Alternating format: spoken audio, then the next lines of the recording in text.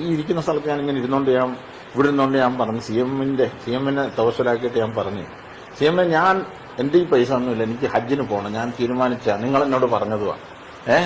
ഉമ്മായും കുട്ടി ഹജ്ജിന് പോകണം ആ കാലഘട്ടത്തിൽ പറഞ്ഞിരുന്നു.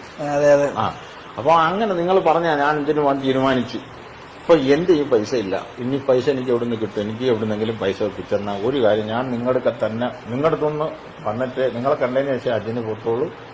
അങ്ങനെ എന്റെ ആ ഭാഷ അങ്ങനെ ആയിപ്പോയി. കാരണം ഒരിക്കലും അങ്ങനെ അതിന് മുമ്പ് ഉപയോഗിച്ചിട്ടില്ല, പിമ്പ് ഉപയോഗിച്ചിട്ടില്ല. മഹാനവറുകളോട് ഈ നിലയിൽ പറഞ്ഞ് നിങ്ങളൊക്കെ വരും, എന്നിട്ട് അവിടുന്ന് വന്നതിന് ശേഷം ഞാൻ കിട്ടിയെങ്ങും പോകാതെ ഹജ്ജിന് പോകും, തിരിച്ച് ഞാൻ വന്ന ഉടനെ മറ്റെങ്ങും പോകാൻ നിങ്ങളൊക്കെ തന്നെ തിരിച്ചു വരുമെന്ന് പറഞ്ഞു. അങ്ങനെ എനിക്കറിയാൻ വയ്യ. ഞാൻ എന്റെ മനസ്സിൽ രണ്ടുപേരുടെ കാര്യം ഇങ്ങനെ ഉദ്ദേശിച്ച് രണ്ടുപേരാ കുറച്ച് നേരത്തിനുള്ളിൽ ഇരുന്നു. അതിൽ ഒരാൾ പറഞ്ഞു, ഉസ്താദ് എന്റെ 1,80,000 രൂപ വരെ കാണത്തുള്ളൂ, അതിനപ്പുറം എന്റെ ഇല്ല. അടുത്ത ആളുടെ അടുത്ത് ചോദിച്ചപ്പോൾ പറഞ്ഞു, ഉസ്താദ് എങ്ങും പോണ്ട, അവിടെ ഇന്ന് എനിക്ക് ഫോൺ വിളിച്ച് പറയുകയാണ്, ഉസ്താദെ വീട്ടിൽ പൈസ എല്ലാം റെഡിയായി, അനിയൻ ഇങ്ങോട്ട് വരാൻ സമയമില്ല, ഉസ്താദ് വന്ന് പൈസ വാങ്ങിക്കണം. അന്ന് അതേ ദിവസം ഈ CM-നോട് പറഞ്ഞ് കാര്യം പറഞ്ഞ് തുച്ഛമായ സമയത്തിനുള്ളിൽ അസർ നിസ്കാരം ഇതുപോലെ ളുഹർ നിസ്കരിച്ചതിന് ശേഷമാണ് ഞാൻ ഇവിടെ ഇരിക്കുന്നത്. ഇതേ സ്ഥലത്തിരുന്നുണ്ട്. അന്ന് സോഫ ഇതല്ല, വേറെണ്ണ.